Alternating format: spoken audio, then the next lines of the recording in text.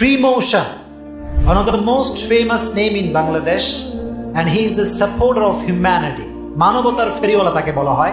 আমি তাকে খুব ভালোবাসি আর কি।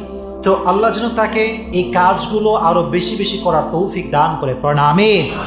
তো আপনি বলবেন যে হুজুর, ফেসবুকে একজন যুবক কন্টেন্ট বানায় মানুষকে সাহায্য করা নিয়ে আপনি এই বিষয়ে কেন কথা বলছেন? প্রশ্ন আছে না নাই?